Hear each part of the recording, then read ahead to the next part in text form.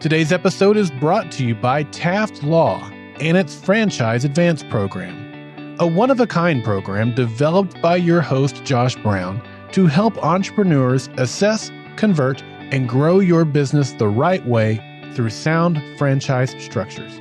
To learn more, go to taftlaw.com and type Franchise Advance Program in the search bar.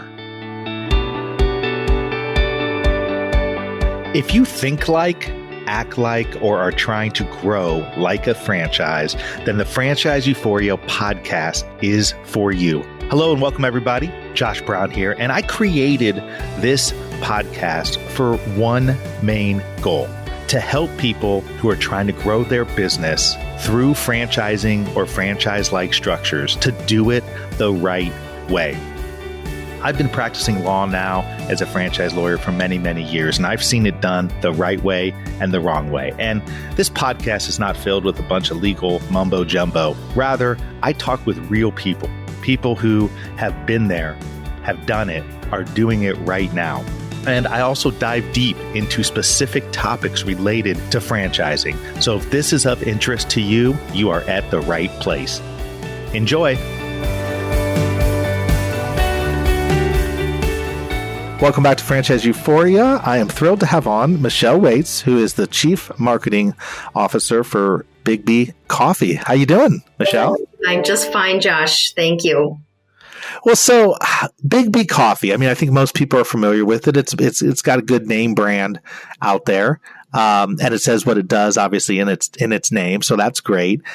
Tell us, before we talk about Biggby itself, tell us about your background and then how you eventually made your way over to Biggby. Sure.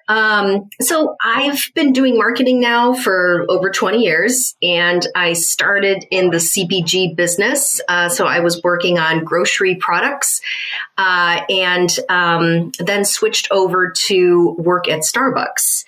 And when I joined Starbucks, I was still on the CPG business. And then I made my way around the organization a bit, where I worked on the tea business, including some of their tea bar stores. And then I moved to Asia and worked in Hong Kong on Starbucks store marketing for 14 Asian countries. Are you serious? What was that? Oh, it was fantastic. So interesting to see a brand expressed differently, first of all, in a different part of the world. And then even within that part of the world in 14 different sort of manifestations, but still the same ethos, but just a slightly different stage of development. So really interesting. Now, can we clear up something that it's not even clearing up because I know the answer, but I hear it all the time. Everybody thinks Starbucks is a franchise. It's not a franchise. That's Can you confirm correct. that? Yes, that is correct. Okay. I mean, everybody's like, like Starbucks, franchise. They're not franchises. They're not franchises. And if you look it up, they come out like, we're not a franchise. Howard Schultz, like, we're not a franchise. Now they do license deals with some grocery store operators and so forth. And that always gets, I've got one right by my house where there's a standalone that the line wraps around, and yet across the parking lot, there's a huge grocery store with one inside of it as well. But it's still a license type component, which is very different from what Biggby is, right? Biggby is a franchise.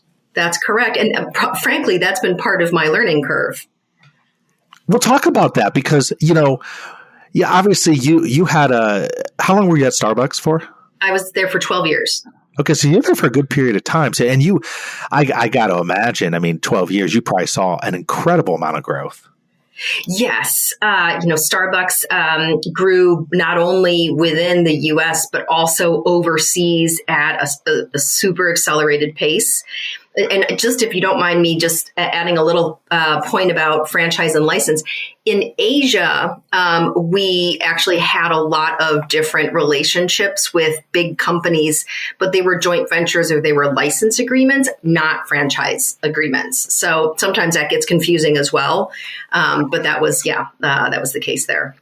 Well, people get confused all the time about franchising and licensing, which I've done different shows on and so forth. But I always tell people, I go, franchise is like a super license. It's a license, but it's a super license that's, really heavily regulated in the U.S. under federal law, various state laws.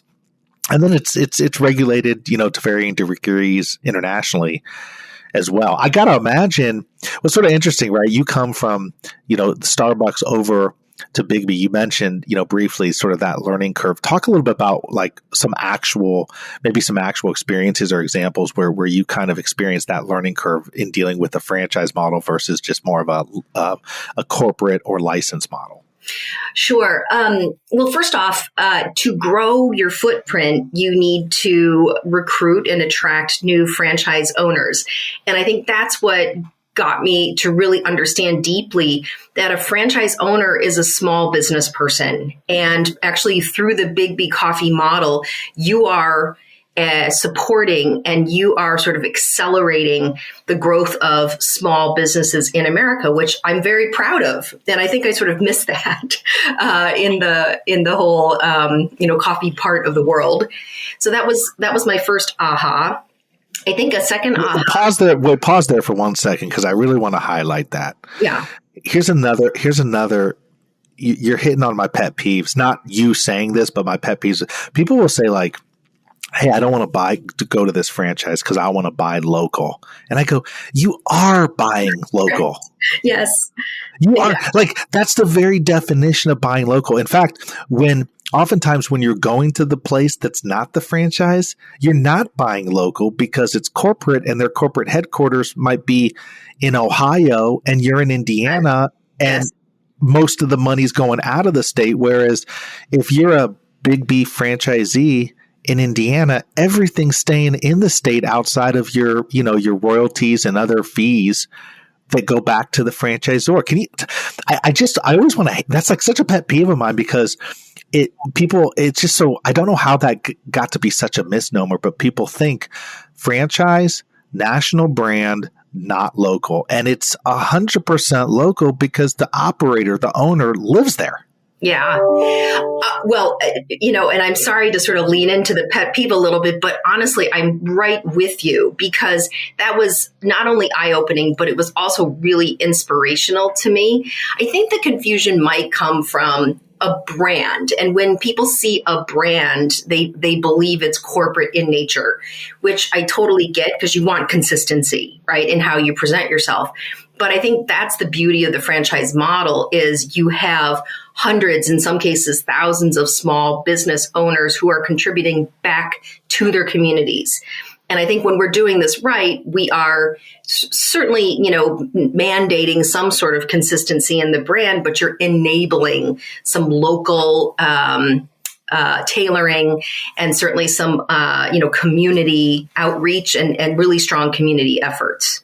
I think you're 100% right. And I often tell people, I think everybody loves the good story of, the bootstrap. Hey, we built this from nothing. We made every mistake in the world. We maxed out credit cards. We did everything. And there's almost becomes this sort of innate sort of, well, that's what I have to do, or that's where I want to go. But here's the reality is, just because you're systematized, just because you have all that in place, those are things that any business that's going to last, whether you go the franchise route or not, you have to have those things. I always tell people, yeah, everybody wants to go to Jerry's Sub Shop. But if they go to Jerry's Sub Shop and they can't get the same sandwich that they got the last time, or it's not the same service, or it's not the same quality, or it's not open consistent hours. They went there and it's not open anymore. They don't want to go back to Jerry's Sub Shop anymore. That's right. Yeah, no offense if there's a Jerry's Sub Shop out there. This is obviously fictional. Sure. But my point is, people want to go quote unquote local, but they don't want to sacrifice on the quality of what their expectation is. Yes. They don't want to sacrifice on the ability to get in and get out. They don't want to sacrifice on their expectation. And does it actually deliver each time? Which, of course, in theory, that's where the systemization that is a hallmark of franchising, really comes into play. So that's another thing where, it's just like, you might care about that, but at the end of the day, the quicker you can systematize, the better that you're going to be as a business overall, because eventually you're going to have to get there. You're going to have to get there one way or the other. Yeah, 100%. And I think that was so well articulated. And that is really the beauty of franchising. One of the things we say, within Biggby is it allows you to go into business for yourself, but not by yourself. So when we're doing it right, we're enabling you and empowering you and supporting you. So you highlighted, and I haven't forgotten you. The first thing you mentioned was the difference was, obviously the recruiting of franchisees, which is a huge difference, right? I mean, when you're at a Starbucks or I think you were at Elite Cafe and some others, like if it's a corporate kind of a venture, you can just go within, right? You just add more people, you expand, you hire the managers, you do all that. A very different process of going and finding franchisees. You started to get to number 2, and then I rudely interrupted you. So what was the second one you were thinking of, the difference? I was trying to remember myself. The second one is just the degree of control, if you will. When you own your own and operate your own stores, obviously you have, all the control over all aspects of the store and the P&L. And in this case, we're here again, I'm going to say it again, but just to enable, support, and empower. And we're really in the service business, first and foremost to the franchisee, and then also to their customers. And so that was a shift in mindset. Well, and it's so, in franchising, it is, I always say it's easy to show a franchisee, or relatively easy to show a franchisee, the immediate support, value, training that you're going to give to them, right? Oftentimes you're taking, I got to imagine in Biggby, it's the same thing. You might have somebody who has a background in retail or in coffee, but my guess is, and you can correct me if I'm wrong, my guess is the type of franchisee you're looking for is somebody who really can run a business and can hire that, can hire out a manager and so forth to do that. But there's an inherent value up front, and this is what the franchisor is going to provide. We're going to provide this kind of support, this kind of a training. We're going to get you up to speed. But what invariably happens, and it's got to happen at Biggby, at any of them, is after a certain period of time, depending on the franchisee, whether it's 6 months, whether it's a year, whether it's a year and a half, they go, okay, I got it. I get it. I know how to run this thing. I know how to, I know how to staff it. We've taken the training, and then it becomes sort of a, what have you done for me lately? that's what it becomes like. It's true. It's like, okay, so now I bought in, you trained me. Great. I'm paying the royalties. Now you got to really step up your game, in my opinion, as a franchisor. And you got to say, yeah, but here's what we're going to do continuing forward. Here's the technology. Here's the R&D that we're doing. Here's how we're reimagining things. Here's the product rollouts that we're doing to keep things fresh and different. Talk a little bit about that, because I think that ties in directly to marketing. I think that ties in directly to your role. Yes. I was like, this is where we come in.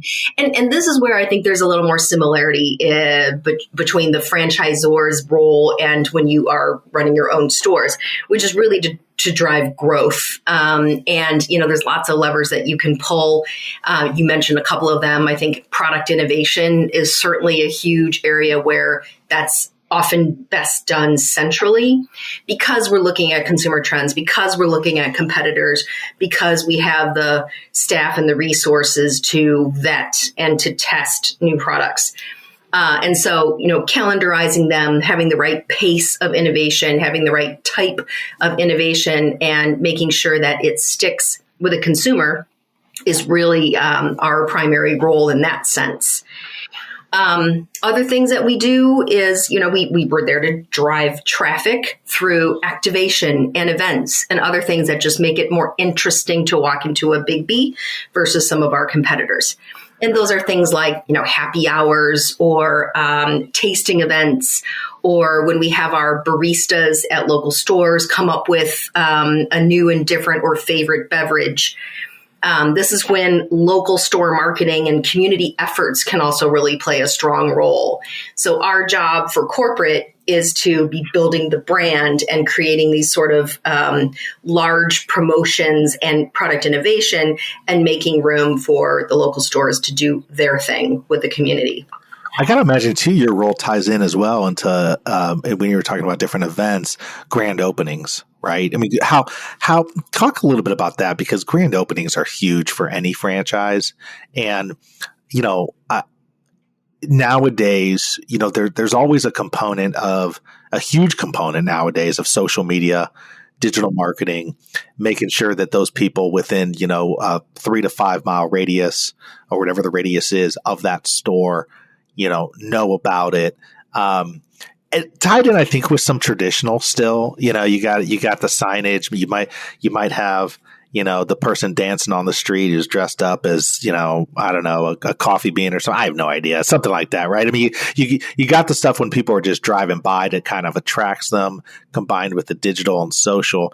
What other things are you seeing? What other things are you doing from a grand opening perspective? And the reason I want to focus on that is that's huge to get a franchisee started off the right way. You bet. I think it's a combination of flexibility within the local environment, and then also some air cover again from corporate. So we provide toolkits that provide some how-tos across a range of different marketing tactics. So we will show them how to set up their own Facebook and Instagram accounts and pages. And we encourage them to start posting a couple of weeks even before they launch, to start really kind of drumming up that sort of latent demand, if you will. And then we will also toolkit and show our new owners how to create these friends and family events, how to engage the community.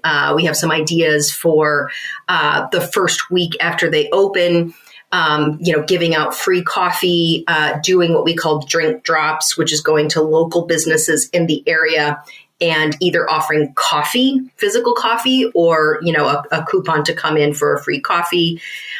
We do giveaways of merchandise that gets our cups and our logo out into the community. And we do a whole bunch of different types of activations like that.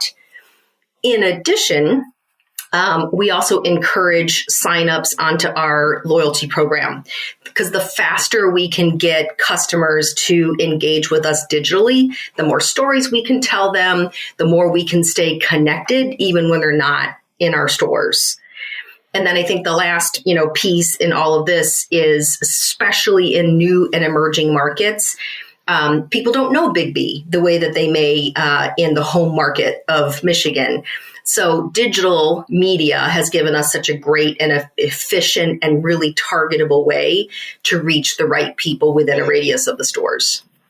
So let's get to know Biggby a little bit better then. And let's say, here's the thing. You look at the lots of coffee places out there, right? We've talked about Starbucks. People can think, a lot of different differentiating points with Starbucks.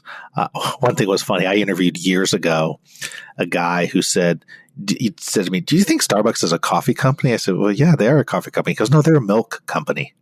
They buy more milk and deal more in milk with all those drinks, the lattes and all that stuff." And it just sort of struck me. It stuck with me. I thought, oh, that's interesting.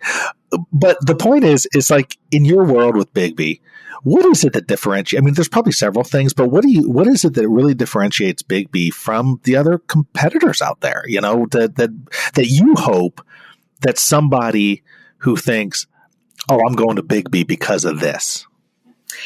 I'll just give a little bit of a phrase. I don't know that we're in the coffee business as much as we're in the mood uplifting business. I love that. So in the first place, yes, we're very proud of our coffee. And I'll just talk for 30 seconds on the coffee, that, many companies talk about ethical sourcing. That's important to the industry. And it's also very important to consumers.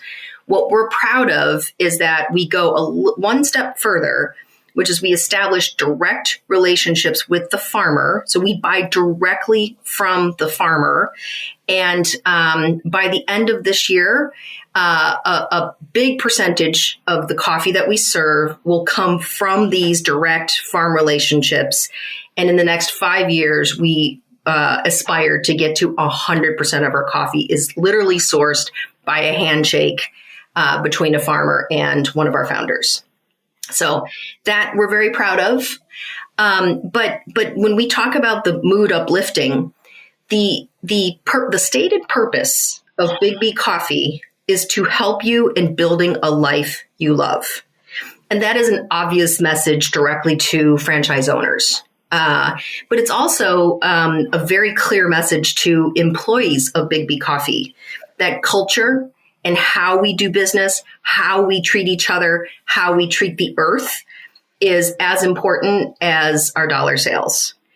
And I think that sort of permeates the organization in our training, again, in our culture, the types of people that we hire. We tend to attract people who want to give back. And so I really do think that that's been, again, systematized, to use an earlier word, that's been systematized into a cafe experience that makes you happier than when you walked in. Well, and also, I mean, the first thing I thought of when you said it was the customer experience, right? As that ties into that as well, delivering on when a customer comes in, whether they're going to, go to the drive-through, go in and get it to go, or go in and make it a part of their day, you're selling an experience, some sort of an experience. And yeah, and I so appreciate that. I know, I think a lot of people do. I especially do just because I'm in this world, but I pay so much attention to that when I go out to different restaurants and so forth. And I say, they're not just selling me a drink. They're not just selling me food. They're selling me an experience, an experience that I can relate to, because it is very rare that you find anything, especially in the food world, where I can't go find the same thing somewhere else. Maybe not exact, but I mean, the same product line, right? I mean, I can go get coffee a lot of different places. I can go get a bagel or whatever, food. There is a muffin, whatever, a lot of different places. And so what you're really doing is you're selling that experience as part of the differentiation. As part of that, I noticed, and I want to hear your comments on this, that it looks like Biggby over the years has tested out different sizes for locations. And it's interesting, and even a different look, a different feel.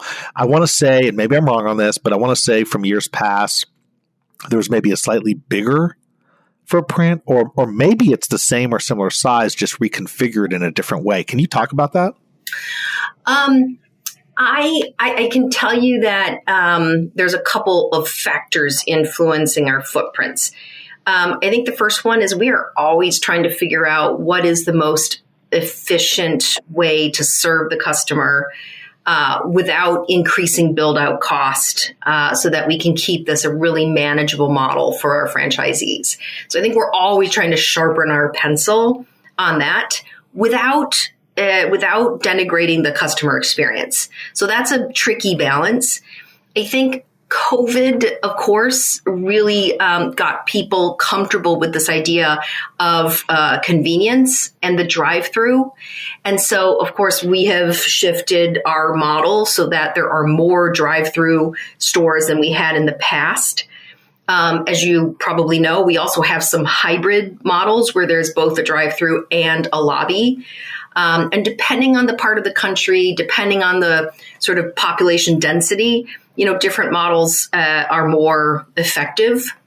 And so I would say, we're definitely experimenting and trying to optimize each of those three different models, and recommending the right footprint for the right situation. Tell me, going full circle back to when we first started, and you referenced about, the recruiting side for franchisees.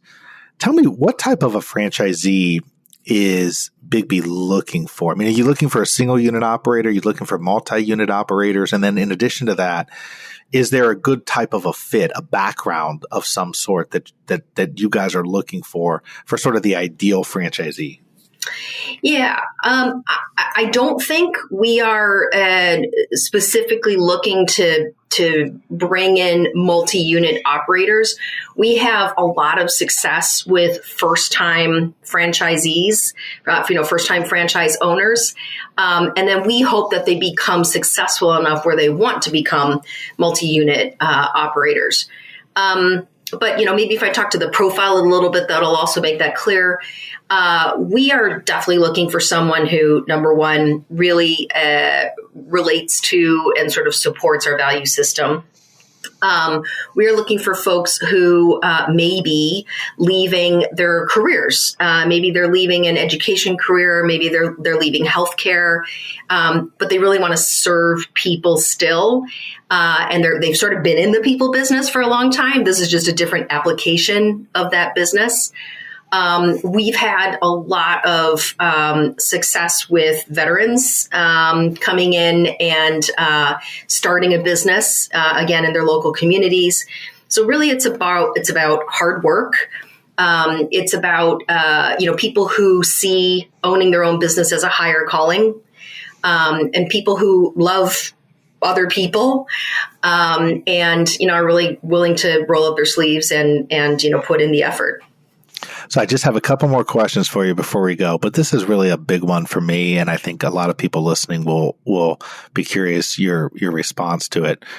How do you take, in a world where I don't want to confuse marketing and sales, right? I want to say, when we're focused on marketing, how do you take all the different options, both digital, non-digital, social, non-social, traditional, non-traditional, and how do you synchronize all of that into a brand that has consistent messaging and consistently puts out there the type of marketing image and brand that you ascribe to? I mean, I get this question a lot. I think it's really hard for franchisors, and I'm sure it's really hard for you, right? I mean, so it's a hard thing to do. You're taking a lot of different components and trying to make them work as one. And so I'm not looking for sort of like a 2-sentence answer that's going to answer the question, because I don't think that's possible. But how do you even wrap your head around that to begin to get to an answer to that question? Thank goodness you aren't looking for the quick answer, because that's a journey that we're on, to be honest. And what's great is, you really nailed the objective. And the objective is to have all of your different consumer touch points all sort of, rowing the boat in the same direction.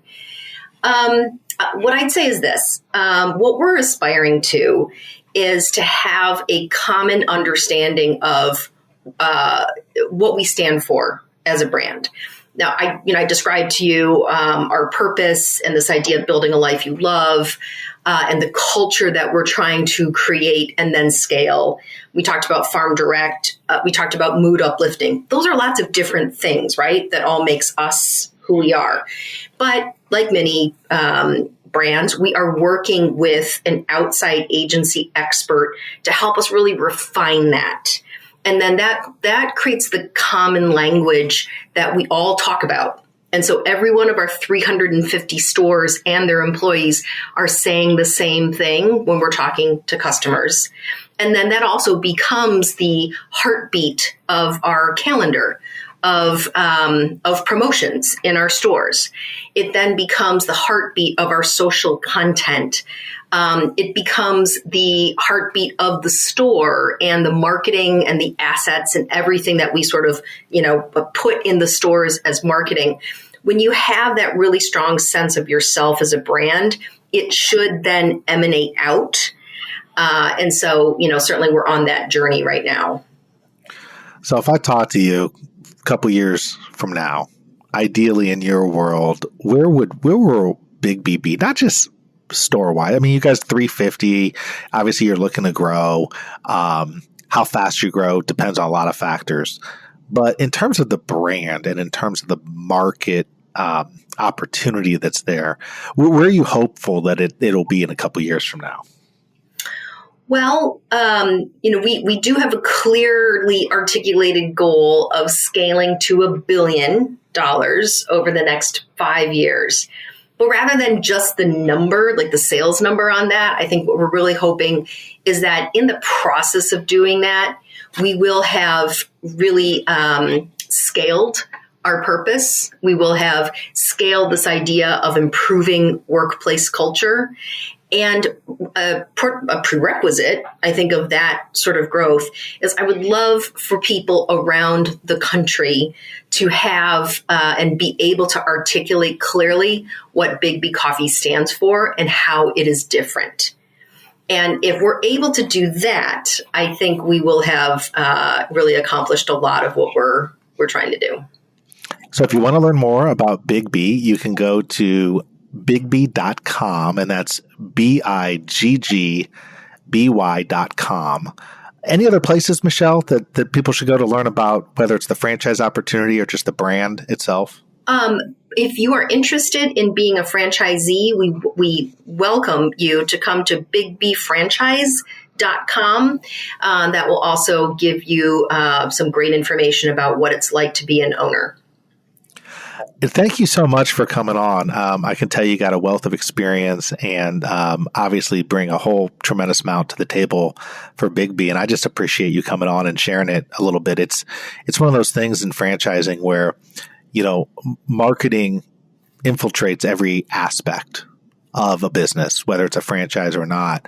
And I see and talk with a lot of people that one of their struggles is how to figure out the right marketing for their brand. So obviously you coming on and sharing your experiences, very, very, very, very helpful and educational. And so thank you so much for doing that. And Josh, thank you for sharing your passion for franchising and for this opportunity for me.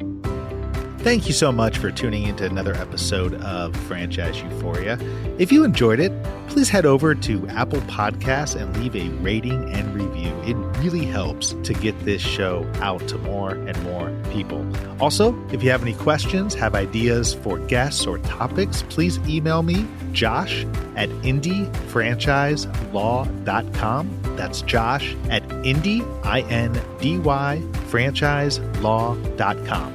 And finally, please note that this podcast is for entertainment and educational purposes and is not in any way, shape, or form meant to be any kind of legal advice. If you're seeking legal advice, please contact a lawyer. Have a great one. Happy franchising.